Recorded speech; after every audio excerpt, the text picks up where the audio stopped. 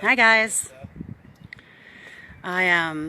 We're just waiting here for people to get on. It's a very beautiful sunny day and I hope you guys can hear me well. There is some wind today, not as much as there was yesterday, but it's still a little windy out here.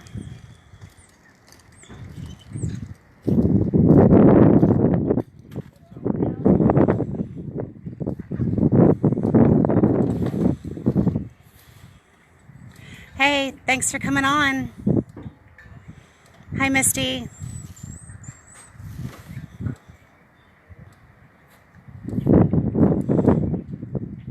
So, I am super excited for all of you to come out here this summer because Dusty's making a lot of changes out here and it's going to be amazing. I'm really excited about it.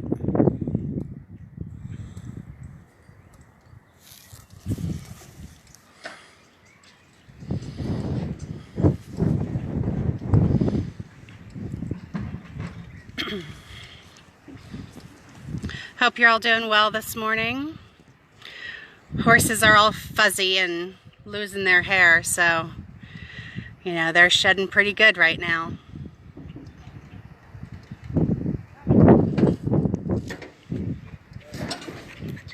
Oh, I was wondering what this was. My my band was off.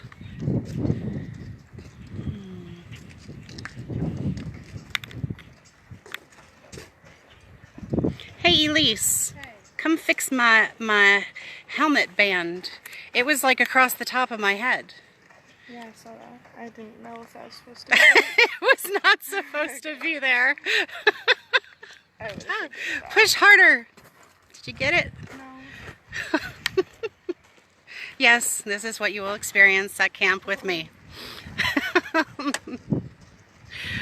So, hi Kim. Good morning, Christina.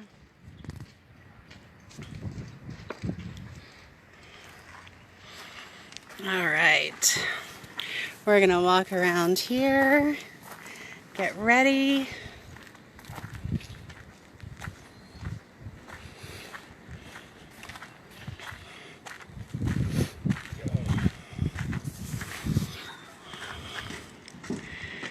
Are you about to put that on my head? I want to try something. It's a helm hat. Is there any way we could figure out a way to attach them all the girls' hats this summer so they look like they don't go down there very far, do they? Well, if we cut the top off, we could not glue, but we could affix it. And it would be like a cowboy just helmet the brim hat. Itself, yes. and take the whole rest of it. Yeah. I bet we could do that. Absolutely. We'll have to practice with some of the older helmets. Mm. You're really pushing it down on my head. You want me to push a little harder? No. All right. Well, I think it's about time. Yepers. So hi everybody, my name's Kat and I am the program specialist here in North Platte for Lakeview Cabin. We are here today at Dusty Trails for our weekly horse lesson with Dusty. And today we're going to be going over hoof anatomy and hoof trimming. So, hi Julie, hi Cassie Joe, it's good to see you guys. All right, well, without any more waiting, we will start right here with Dusty. Here he is. Hello, hello. Can you see me and hear me from there? Do I need to step up a little bit? I'll come up. All right. Well, hello everybody. It is absolutely beautiful sunny day. It's a little bit of a breeze, but great weather here. So, thanks for coming back again for another week here at Dusty Trails. We're going to walk you through trimming a horse, saddling a horse, maybe talk about some camping in a little bit. Anyway, just excited about the summer coming up, and I hope everybody else is and ready to get outdoors and get this summer kicked off right. So let's go on in the corral here and meet Josie. Good morning, Jenny.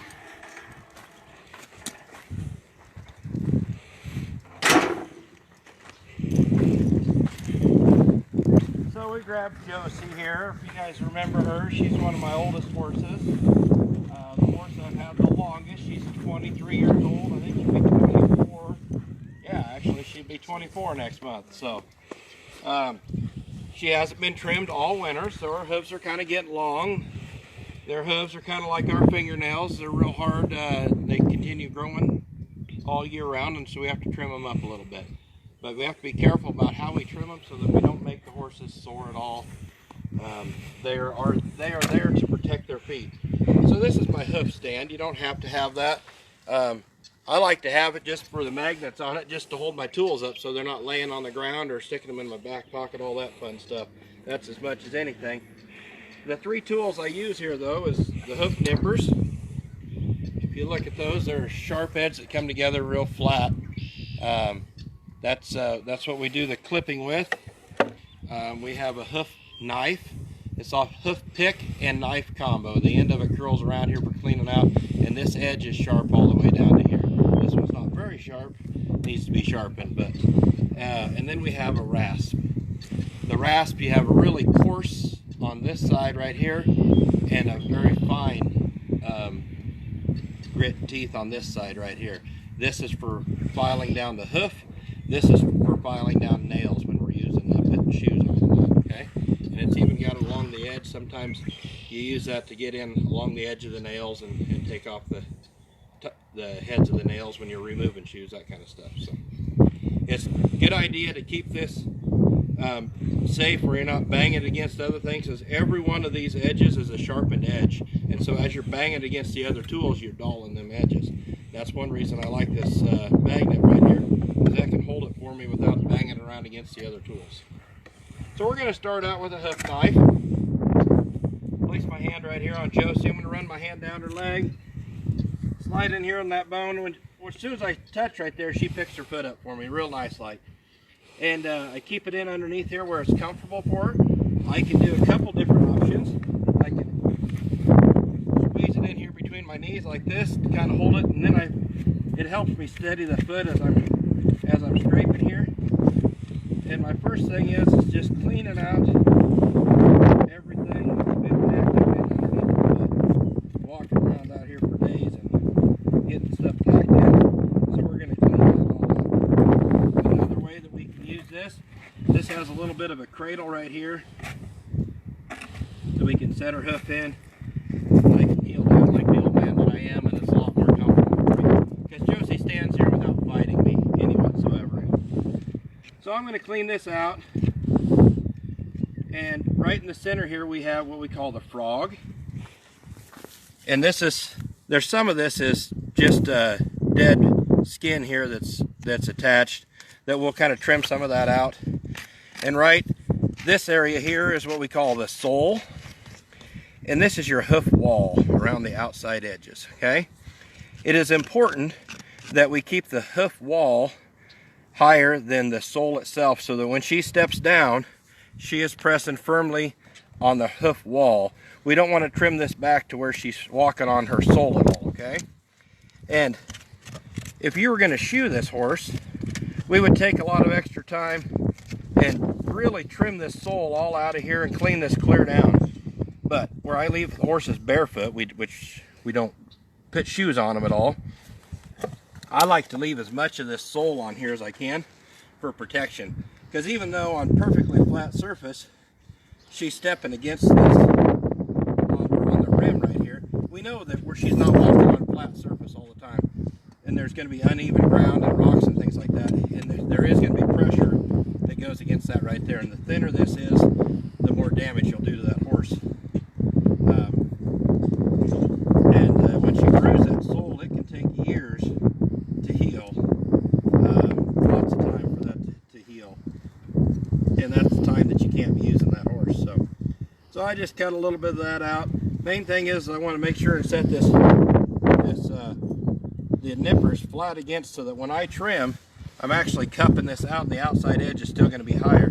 It's easy to turn your like this, and so you're cut straight across, which looks like a normal, natural way to do this. But when you do that, you can see that the sole is going to be higher, and you're going to trim your so if I would do it across the end of here, you can see if I would do that all the way back to there, they would no longer be walking on the rim. So I'm going to lay it flat like this, and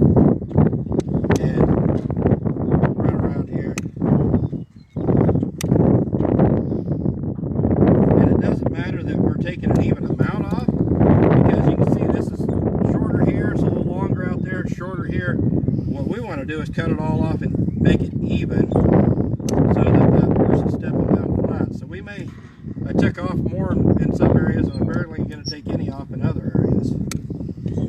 And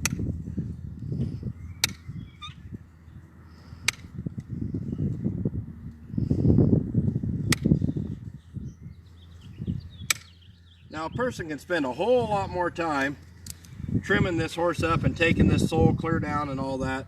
I like to just take the longest part off and leave as much of that sole and everything on that I can, so that that horse has as much protection as possible as she walks. So as you sit across here, you can see that I'm not perfectly even. That dips down a little low. Right here's a high spot. Same thing, here's a high spot, there's a high spot. I got a little too deep. But I'm going to bring this rasp and I'm going to take this off of here until we bring it down to level. And of course I forgot to silence my phone. That's my mother. And as you run a rasp, you don't run it straight across like this. You run it at a 45-degree angle. Not straight sideways, not straight that way. You're going to do a mix. You're going to do it at a 45-degree angle. That's how that rasp is meant to cut, and it's going to do its best job, is running it at a 45-degree angle. So when I'm taking off of this end down here, I'm going to be pushing away from me and down as I bring that across there. And then when I take this off, I like to bring it across up towards me. And now make sure your hand's clear back, because you run this across your skin, that'll peel your skin back. Those are sharp edges, okay? So we're going to do across the top here. And sometimes you just have to let it kind of float a little bit, not rub it real hard.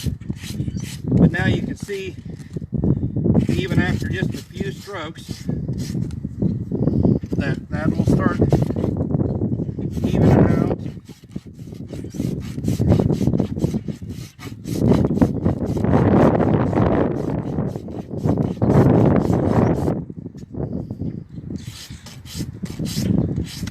So that when that horse sets down, this becomes a flat surface now right here that is set here. And after you've done this, we want to come in and see this sole is at the same height, and we don't want her to walk on this sole. We want it to be on the rim. So we're actually going to come in here and trim the sole out just a little bit, kind of give us that little cup shape, little bowl shape, so that the sole is not the high point, okay? And now to clean things up a little bit, come around out front here, Kat. This is where I really like this hoof stand. The hoof jack is what it's called. Now you can set this on here.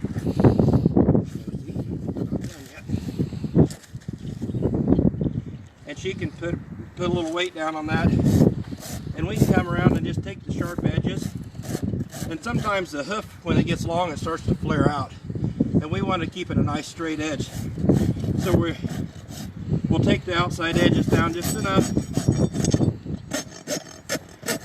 Just enough that we don't have those thin edges that are flaring back, and we'll kind of peel back a little bit. And if we need to, we'll shape that hoof. If it's starting to flare, we'll take that flare off, and then as it regrows, it'll grow out straight like that, okay? But that is a very simple hoof trimming job. Some of the professionals that do this for a living would do a much cleaner, neater job than that.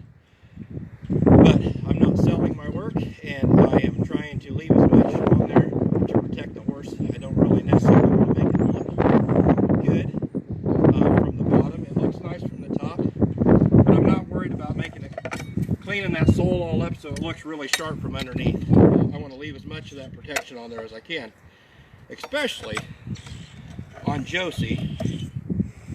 Josie years ago stepped on a rock in her front hoof and bruised her sole, and for years was tender. For several years I treated her real regular, like trying to baby that. We bought special poop for her. I was putting shoes on her that had pads to protect her soles, things like that. But we got her back to condition where she was usable. But even still today, she's extra tender walking across rocks and that kind of. That's a front one. I'm going to show you a back one real quick because it's a little different. lifting that hoof up. So I'm going to come in here just like this, and I like to keep this with me because as I walk up here, the horse might sidestep away from me. Now Josie's super sweet, she won't do that. But I'm going to come in here and lift this, but if she would sidestep away, I just bring this with me because after I get her picked up and it's sitting over there, it doesn't do me any good, okay? And this is a horse's natural reaction. They will too whenever you get by their back here. They're just showing their love.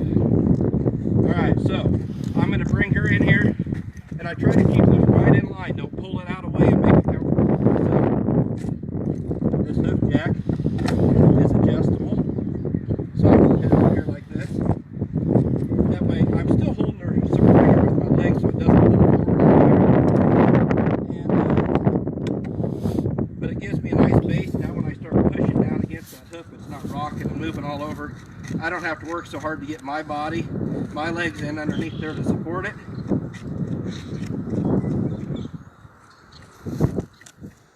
Can you all still hear Dusty? I'm trying to block the mic from the wind as much as possible, but I don't want you to miss what Dusty's saying.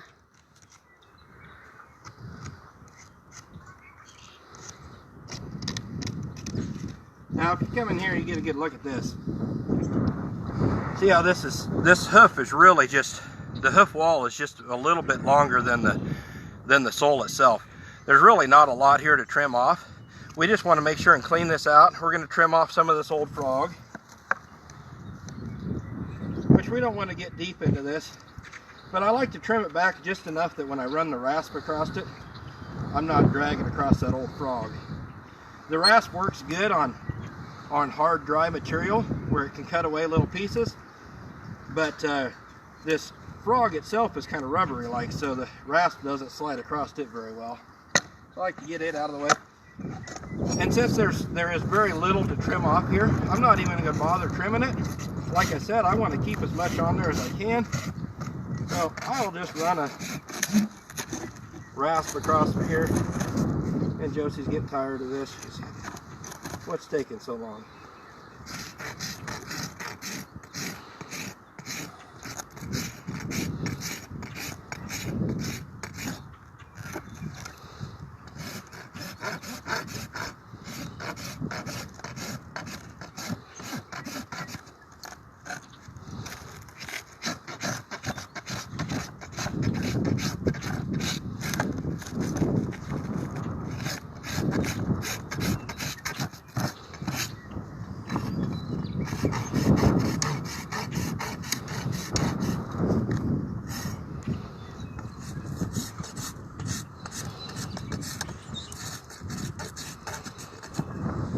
Another thing that we're looking at when we're doing this is balancing the hoof. We want to make sure that we're trimmed even from one side to the other. And you can't always tell when you have the hoof pulled up.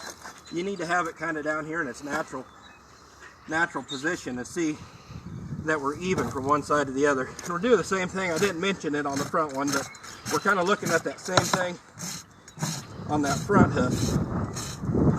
But they may grow a little uneven, they wear a little uneven as they're running around. And so when we're trimming them, we want to get them balanced back up.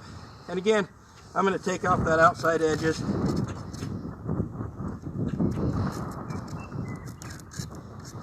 Now I could have grabbed the nippers and trimmed that back, but it's so easy to cut deeper than what you really want to. So when we want to just take a little bit off, I like to just run that rasp across there. See, we're already back down to where we're about the level of that sole, and so I'll trim a little bit of that sole back just to give us that little dishpan shape to it. And this is easier when you've had moisture and their hooves are softer. It's been dry here for a little while. The ground's really dry, so they're hard. And my hoof knife's dull, so. Like anything you do, taking good care of your tools is important. There we go. We'll give it a little dishpan shape just like that, okay? Will you talk a little bit about maybe diseases and like why the white line is important? Sure, you actually just dealt with that a little bit on your horse. So you probably know all sorts about it. I Yes. haven't talked about that in a long time, but so I have seen very little, but one time I had a horse that had a little separation in here. So between the sole, my goodness, Josie. That's rude. We're on camera. I know. Don't you know? All right. Between the sole itself and the hoof wall is this soft tissue in here. Do you know what that's called, Kat? I can't remember what that's called right now. But I don't know off the top of my head.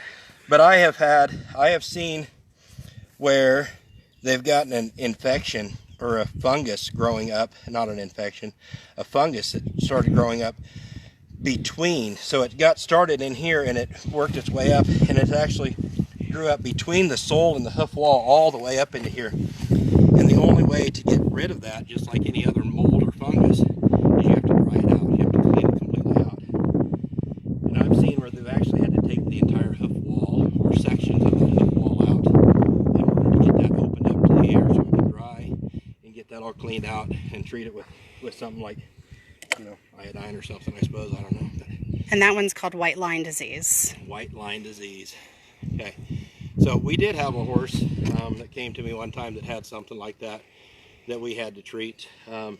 We were very fortunate, and in a matter of several months, we were able to heal it up and be back into working condition. That's one of them things that can take years, though, because you're actually taking the hoof wall all the way back up, and then you've got to figure out some way to support that so they're not hurting themselves. And of course, you can't use them or anything; they can't be carrying the load or anything like that on it. But their hooves are very important. A lot of horses that are no longer able to be used at young ages for the rest of their lives because of different things that happen with their feet. So it's important to take good care of their hooves. One of the best things you can do besides staying on top of them, keeping them trimmed up, don't trim them too short, and keep them off of rocks or anything that could be damaging like that. Or too much moisture. Yeah, standing around in too much moisture, not drying out. You know, horses can walk through water and stand in water for hours and even days, but they can't be in it all the time. They have to be able to get out and dry. You need good dry ground. You can wick that moisture out of their hooves. It's important that their feet dry. Just like us, if we never changed our socks and we kept wet socks all the time, that wouldn't be good for us. We'd start growing some sort of a fungus and whatnot on our feet, so that wouldn't be good for us. We're going to saddle this horse up. We did a quick trim. We got one front hoof done and one back hoof done. And I'm going to grab a brush her real quick, and Elise is going to grab a saddle pad, and we're going to saddle her up. All right. So I'm going to switch it back on me for a second. So there's another disease that they can get in the hooves, which is called thrush, and that is a bacterial infection that attacks the frog. And when they don't have the frog also helps to cushion their steps. So when thrush attacks the frog, because the hooves have been too wet for too long, then you have to dry it out as well. Dusty is back with his brush and saddle pad. You guys remember the curry comb from last week? The round curry comb. It's some thin metal with some fine teeth on it. Helps loosen up that hair. So I use it to go over, kind of loosen anything up where they had laid in a wet spot, anything like that. Takes a lot of that loose hair off of there, as you can see. Then I come back with the soft brush, smooth everything out, make sure to get as much of that loose hair off of there as we can this time of the year. Of course, it's important to get this area here where the saddle's going to go, and this here, which we call the girth, which is where the cinch is going to go. Now I'm going to put my hand on her backside, stay right here close to her, walk around the other side, where I'm going to brush her. Again, using that curry comb, brushing down and back with the hair. I've got some gentle pressure against her. I'm not pushing real hard because I don't want to scratch her skin. And if you notice, if you really push hard, she kind of, you know, moves her away from you like that, you're pressing too hard. It's scratching her skin and it's hurting. So just pay attention to your horse. Your horse will be communicating with you as you work around them with body language. If you watch their ears and their eyes, their mouth, how they move their body, they're watching you. I know that Josie's paying attention to me and what I'm doing over here. Her focus isn't off over somewhere else, and she's worried about what's going on somewhere else. That horse over there rattling its bucket or something. She's not worried that that horse is getting grain, and she's not. Her focus is right here with us, paying attention to what I am doing, okay? All right. I'm gonna put the saddle pad on. Our saddle pads, they have front, backs, and sides. There's a proper way to put them on. The front of the saddle pad, most of them have some sort of little leather piece right here. It doesn't over the back. This goes right over the withers. And almost every saddle pad will have some sort of a leather strip on the side. And notice the spacing, it's spaced closer to the front. So even if you don't have that, you know that this is the front because this is a shorter distance. Of course, it wouldn't make any sense to go like that. These right here are your wear pads for your stirrups that'll be rubbing right here as you're riding in that. Otherwise, it'll wear through this material and the saddle pads will wear out a lot faster. So that goes on each side. We set this up over the withers. This here is called the withers of the horse. We set that up. We want it up here far enough that when that saddle sets here, there's going to be a saddle pad sticking out in front of the skirt of the saddle a little ways. And we want that saddle where it's up here and cradling this shoulder muscle. We don't want it setting on here and creating a pressure, but we don't want it back behind here where it's just pulling down and pushing into the soft tissue. We want it to come up and just cradle that real nice. So while that's exposed, you can see what we're looking for. Once we throw the saddle pad, you won't be able to see it.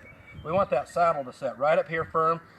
When she stops or anything, that saddle won't be able to go forward because it's pressing on this. And the withers here helps keep that saddle from shifting side to side. But we don't want to be up on here creating pressure.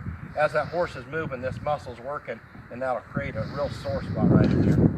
The horse has no moving bones from here to here. This is where we put our saddle. If you would put that saddle on the part of that horse that's moving, you're going to create wear spots on them. So that's why we can put saddles on horses and people. So we'll move around the other side. He's going to show you how to throw a saddle on real quick.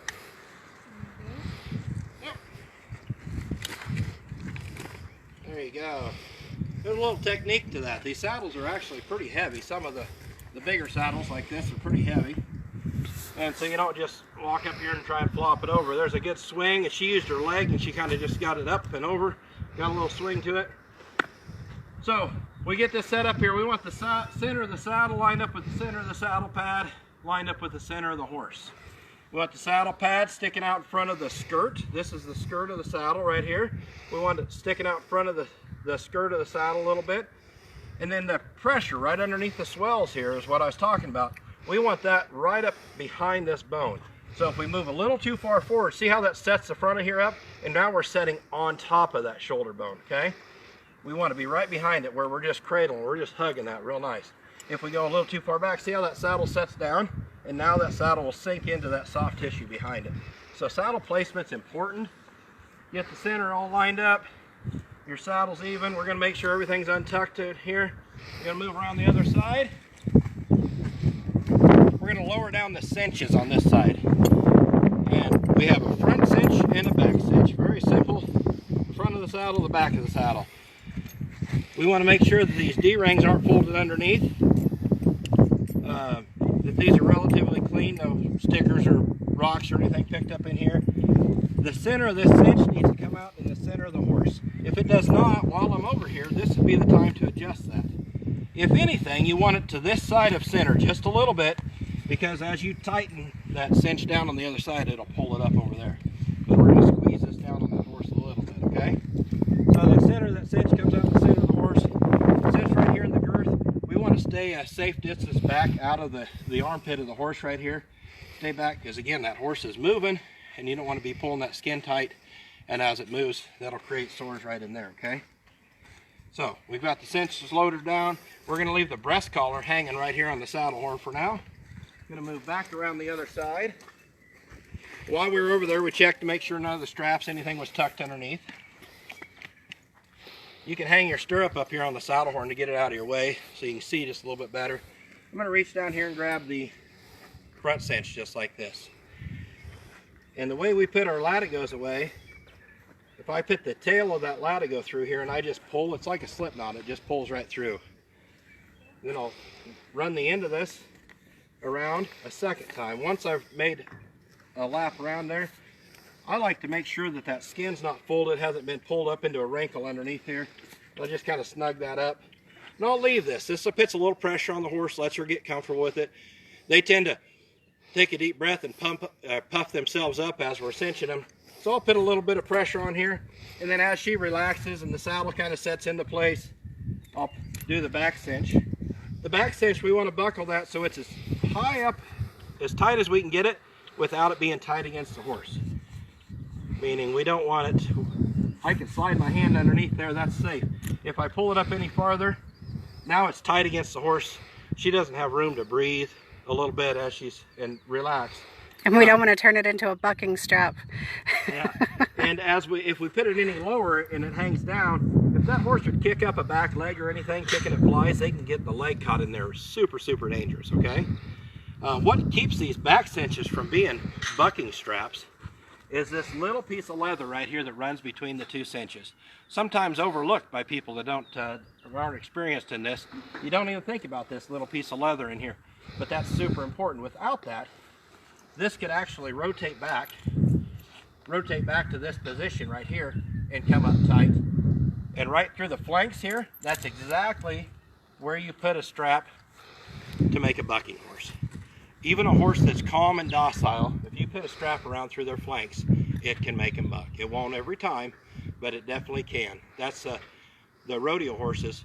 They're in the chute and your cowboys are getting on, and as they open the chute to let whether it's the horse or the bull or whatever, they tighten that. They don't actually even tighten it while you're in the chute, because that'll make that horse blow up and start bucking and kicking. They're fighting to get rid of that. It's just uncomfortable.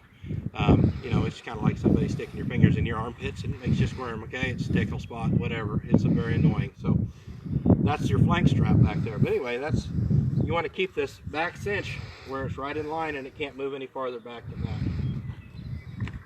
The breast collar, we left it hanging up there so that we can take it off the saddle horn and hand it around the horse's neck to ourselves. That's good. It keeps you in a safe position. You're not reaching underneath your horse to the other side to get it, which I find is important, that you're not crossing underneath the front of a horse that's tied up. That horse might pull back, and if he does, he could break the fence and pull it down on top of you. He may pull back and then come back forward because he's tied to the fence. Either way, you don't want to be here in front of the horse. So I never cross underneath the front of a horse that's tied up to the fence, okay? So there's a D-ring on this saddle that's just for the breast collar. We want to buckle it up high enough that breast collar sets right above this shoulder bone. We don't want it pulled tight right up in here like this, but we don't want it to where it can drop over the point of the shoulder right here, okay? So after we've buckled this, we're going to turn this buckle so that it's down. We don't want to buckle this up. You've got this edge and this edge here that would actually be against the horse's skin. So we're going to buckle this down on the front D-ring of the cinch. There's a D-ring on the front of the cinch that we hook the breast collar to. The D-ring on the back of the cinch is what ties to the back cinch, okay? There's a D-ring right here for the breast collar. There's a D-ring right here for your latigo and your cinch. And the D-ring is simply a metal ring shaped like a D. It has a straight edge here and this rounded edge, okay? So now I've got everything else where it needed to be, set and right. That's when I can finish snugging up the cinch. Put the tongue of the cinch, this is called the tongue, through the hole in the latigo. Once we've done that, I'm going to back that latigo up till that pinches down tight so that it can no longer come out of there. And then we simply put our latigo away in the latigo hanger just like that. And it's important not to pull this tight. One, that's exactly how you unbuckle, is by pulling that up. Two, if you pull this down tight, you'll start tearing this out. There'll be too much pressure on that, okay?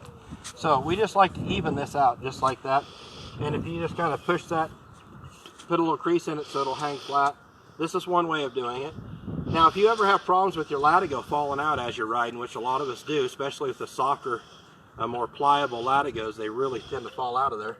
Another way of doing it, instead of coming through the top and doing it just like this, we're going to come up through the bottom, flip it around and come right back through. And now when we get this to the length we want it, we just pull it down. And again, I'm not pulling it in there hard, but that gives you a little crease spot. You can ride all day long without that thing falling out of there. And that's all it takes, okay? All right. Let's grab a bridle. What time is it? It is 10:32. Oh my goodness. I know. It's easy just to get to rattling too much, huh? Shaking your head. What are you shaking your head no about, huh? Sweet Josie right here. Josie's a sweetheart. Sometimes we just rub our thumbs right across the inside of their ears. They get ear mites. You can see there's a little bit of blood right there where we scraped off some scabs or something where the ear mites have been biting her. If they get bad, which they do in the summertime, we put a little bit of salve right here. You put some on your thumb with some latex gloves and you just smear it right up in there. And that keeps those little bugs from biting in their ears. But that's a good thing to get in the habit of just checking your horse once in a while and doing that. Just like so many other things, we want to take a look at their teeth, check their teeth. Maybe we'll talk about teeth next week, huh? That sounds good. What Yeah. do you think, Josie? Josie says, yeah, sure, why not? All right. All right. Thanks, Well. everybody. If anybody has any questions, feel free to ask. We are out of time already. All right. Well, thank you so much, Dusty. Absolutely. Thank you, Kat. Appreciate it. All right. Well, tune in next week for another horse lesson with Dusty. And so this afternoon we have Mini Girl CEO at 2 o'clock, where you will learn how to become your own boss, to become an entrepreneur. And tomorrow morning at 10, we have Maggie Thorne going over how to earn her bow patch. So stay safe out there, wash your hands, and know that we're here for you. Have a great day. Thank you. Bye.